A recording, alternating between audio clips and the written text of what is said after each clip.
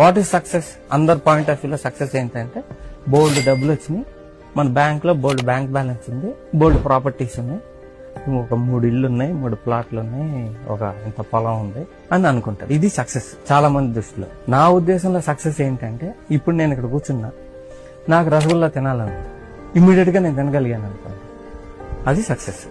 నా లైఫ్ ని నా టర్మ్స్ లో నాకు నచ్చినట్టు బతికానంటే అదే సక్సెస్. ఆస్తి కాదు, ఎంత బ్యాంక్ బ్యాలెన్స్ ఉందని కాదు. నేను ఇప్పుడు ఇంటర్వ్యూ వద్దు, నేను వెళ్ళిపోతాం అనుకోండి, లేచి వెళ్ళిపోగలిగాను అనుకోండి, if I can afford it then I'm success. బలవంతంగా చేస్తుంటారు చాలా మంది. ఆ బలవంతంగా చేసినప్పుడు నువ్వు ఎంత సక్సెస్ ఉంటే ఏంటి, వేస్ట్. ఎన్ని కోట్లు ఉంటాయి ఎందుకు, దండగా. నేను సక్సెస్ చూసే దృష్టి వేరు, అందరూ గొప్ప వాళ్ళంతా చూసే దృష్టి.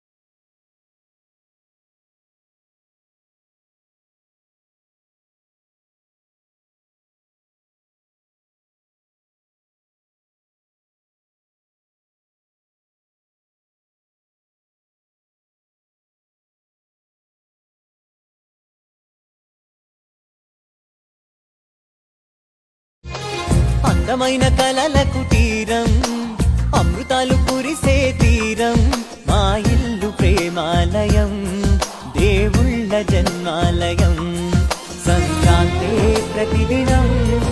రెండో వీటికి భూ సేకరణ ఏంటి అంటూ అప్పుడు 33,000 ఎకరాలు తీసుకున్నారు. గవర్నమెంట్ ల్యాండ్స్ అన్ని కలిపి ఒక 50,000 ఎకరాలు అయినాయి అన్నారు. సరిపోతుంది, 9 నగరాలు కడతాము, 9 నగరాలు నిర్మిస్తాము, అందులోనే ఒక sports city, justice city, electronic city ఇవన్నీ ఉంటాయని చెప్పారు. సెల్ఫ్ సస్టైన్ అవుతుందని కూడా చెప్పారు.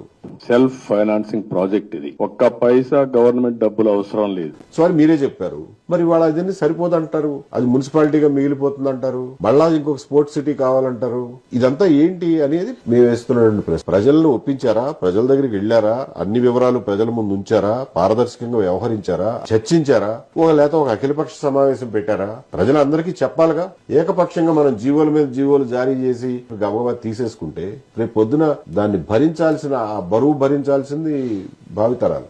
నేనే 1995లో ఉరవకొండలో హంద్రీ నీవాకి ప్రారంభం చేశాను, శ్రీకారం చుట్టాను. ఇది మామూలు ప్రాజెక్టు కాదు. అంద్రీ నీవా సాకారం చేసింది ఎవరు అంటే ఏం చేస్తారు సార్ మీరు? నాకు తెలిసినంత వరకు 1980s లో శివరామకృష్ణ గారు ఓవరాల్ గా ఆంధ్రప్రదేశ్ గురించి సాగునీటి ప్రాజెక్టుల గురించి డిజైన్లు చేసినప్పుడు సో ఈ గాలేరు నగరి, హంద్రీనీవా రెండు కూడా ఆయన మైండ్ లో నుంచి వచ్చిన ప్రాజెక్టులే. అందులో కొన్ని మార్పు చేర్పులతో తర్వాత ఇంప్లిమెంట్ చేశారు. పునాదిరాళ్లు చాలా సార్లు వేశారు, కానీ వైఎస్ రాజశేఖర రెడ్డి గారు వచ్చిన తర్వాత దాని పనులు యాక్చువల్ గా స్టార్ట్ అయినాయి. ఒప్పుకుంటారు సార్ మీరు? వైఎస్ రాజశేఖర రెడ్డి గారు వచ్చిన తర్వాత నేను ఒప్పుకునేది ఏంటండి, ఇట్ ఈస్ ఆన్ రికార్డ్. నేను కొత్తగా చెప్పాలా, నేను కొత్తగా ఒప్పుకోవాలా?